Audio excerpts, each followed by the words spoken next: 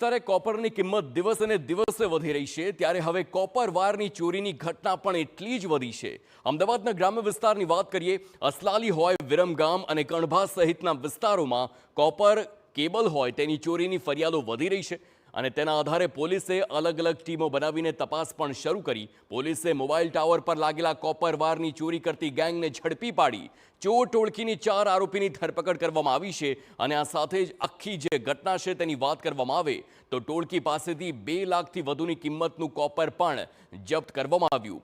213 kilo copper, ચોરીમાં ઉપયોગમાં લેવાયેલું વાહન, tempo, cable cutter સહિત 3,80,000થી વધુનો મુદ્દામાલ જપ્ત કરવામાં આવ્યો। આરોપીની પૂછપરછમાં ખુલાસો થયો કે જગદીશ અને અભિષેક ટેકનિકલી નોલેજ ધરાવતા હતા અને તેના કારણે તેને કોપરના કેબલની ચોરી કેવી રીતે કરવી તેનો અંદાજ હતો।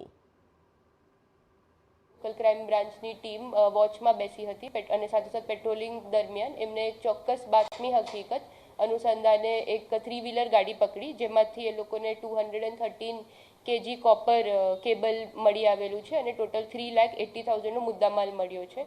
તે એમાંથી તપાસ દરમિયાન 4 લોકો આરોપી તરીકે સામે આવેલા છે। જે આરોપી છે એમના નામ છે વિકાસ નંદનાથ, પપ્પુનાથ યોગી, અભિષેક દેવાલાલ અને જગદીશ ચંપાલાલ। તો કુલ 6 ગુના જે છે, 4 કણબા પોલીસ સ્ટેશનના અને 2 અસલાલી પોલીસ સ્ટેશનના કોપર કેબલ વાયર થેફ્ટના એ ડિટેક્ટ થયેલા છે।